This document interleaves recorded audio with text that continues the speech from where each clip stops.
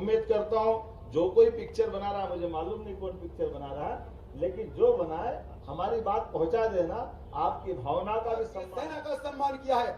आदरणीय मुख्यमंत्री जी, जब तक हम लोग रहेंगे आपको धन्यवाद देते रहेंगे।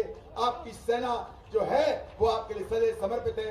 आदरणीय मुख्यमंत्री से निवेदन है कि हम लोगों को मार्गदर्शन बोले गोपाल कृष्ण भगवान की, भारत माता की, भारत माता की। आज के इस कार्यक्रम में अभी अभी जिनने अपना विस्तार से विषय रखा, टाइगर हिल और वो पाकिस्तान के साथ होने वाला युद्ध और उस युद्ध के परमवीर चक्र विजेता माननीय योगेंद्र यादव जी, आपका भोपाल में मद्रेस की ओर से स्वागत है, अभिनंदन है। मंच पर विराजमान हमारी पूर्व मंत्री विधायिका श्रीमती ललिता यादव जी, आपका भी स्वागत अभिनंदन है। इस क्षेत्र के विधायक भगवान दास सबनाने जी, आपका भी स्वागत अभिनंदन है। हमारे सबके वरिष्ठ पूर्व मंत्री अखंड प्रताप सिंह जी यादव साहब, आपका भी स्वागत अभिनंदन है। यादव महासभा के प्रदेश अध्यक्ष माननीय जगदीश यादव जी, आपका भी स्वागत अभिनंदन। बीज निगम के पूर्व अध्यक्ष भोपाल के भाजपा प्रभारी माननीय महेंद्र सिंह जी यादव साहब, आपका भी स्वागत है। अजय भाई, आपका भी स्वागत है। पुष्पेन यादव जी और अजय इधर है मेरे तरफ। अजय का दिमाग में लगा हुआ था, पुष्पेन का संबोधन हुआ। मेरी अपनी ओर से रेजांगला युद्ध के महान पराक्रमी, उस गौरवशाली अतीत और चाइना के साथ होने वाले वीर 120 बहादुर जवानों की अप्रतिम गाथा का ये पवित्र कलश पूरे देश के अंदर एक अपनी देशभक्ति की मिसाल लेके जा रहा है, जिसके आधार पर वो सारे अमर बलिदानियों जिन्होंने अपने बलबूते पर खून का आखिरी कतरा भी देश के लिए कुर्बान करते एक अद्वितीय इतिहास बनाया, हम सब उनका वंदन करते हैं, अभिनंदन करते हैं। हमारी सेना ऐसे गौरवशाली अतीत के कई उदाहरणों से भरी पड़ी हुई, ऐसे में ये उदाहरण तो वाकई अप्रतिम, एकदम से उम्मीद करते हैं कि जब चाइना का वो वार और चाइना का आक्रमण और 120 की संख्या लिमिटेड, लेकिन ये रणबांकुरे छोटे मोटे नहीं सामने 3500 और कोई हजारों में 120, लेकिन ये कम थोड़ी पड़ रहा है। एक एक में 100 हाथी का बल था, वो अद्भुत पराक्रम था, वो एहसास हमारे बीच में है। हमारी सेना और सेना के जवानों ने जब भी मौका पड़ा तो ये हम सबके लिए गौरवशाली अतीत है, चाहे सामने कितनी संख्या क्यों न हो।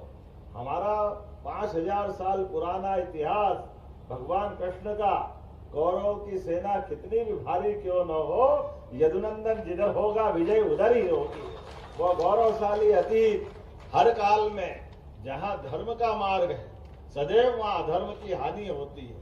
और चाइना का वो कायराना हमला, और चाइना का क्यों न हो, अभी योगेंद्र भाई, अब मैं इनसे पूछ रहा था इनकी उम्र कितनी है, अभी 45 साल की उम्र है, लेकिन एक व्यक्ति, किसी के जीवन में एक गोली का ही भगवान क्या, लेकिन कितनी गोली, लेकिन अभी बोली सुन रहे थे, गोली 17 खाई आपने।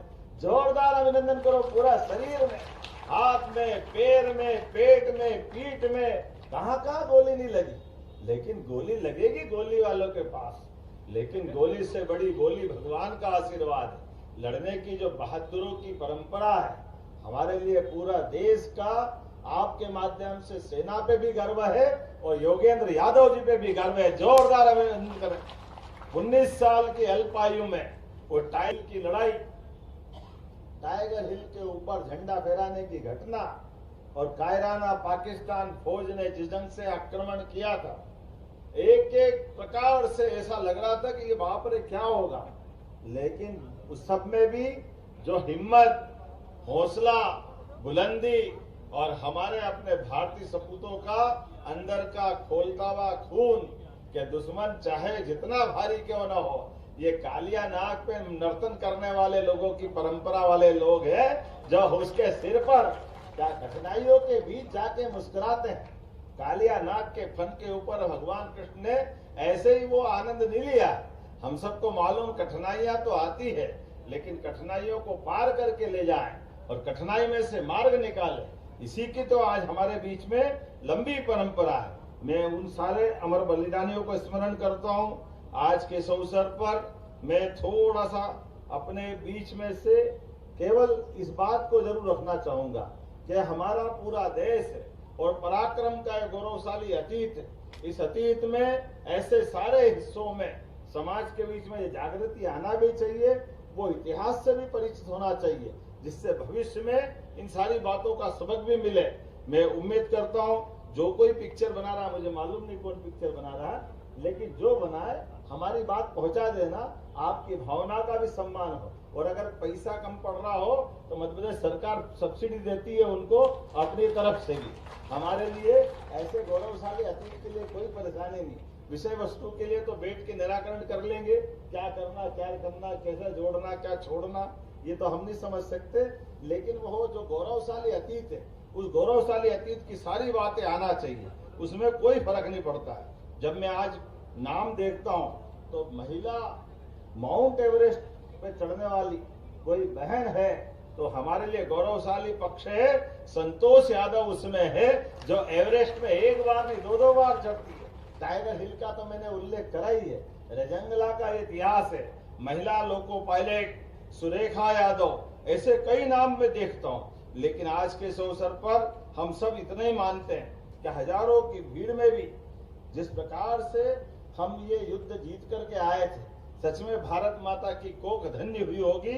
इसीलिए रामधारी सिंह दिनकर ने लिखा है, सूरमा नहीं विचलित होते, क्षण एक नहीं धीरज खोते, विघ्नों को गले लगाते और कांटों में राह बनाते।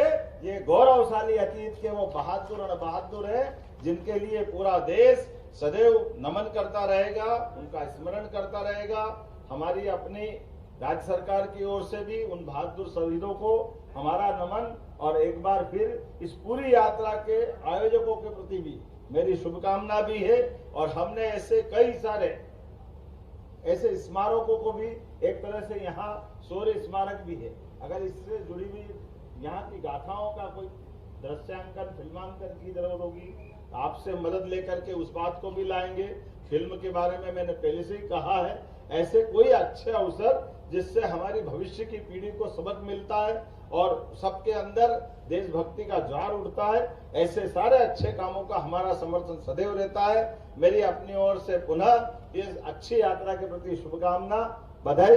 मेरी अपनी ओर से पुनः एक बार परमवीर चक्र विजेता योगेंद्र यादव जी का अभिनंदन और पूरी टीम का अभिनंदन। बहुत बहुत धन्यवाद। भारत माता की। बहुत बहुत धन्यवाद माननीय मुख्यमंत्री जी, आपके ओजस्वी प्रेरणादायी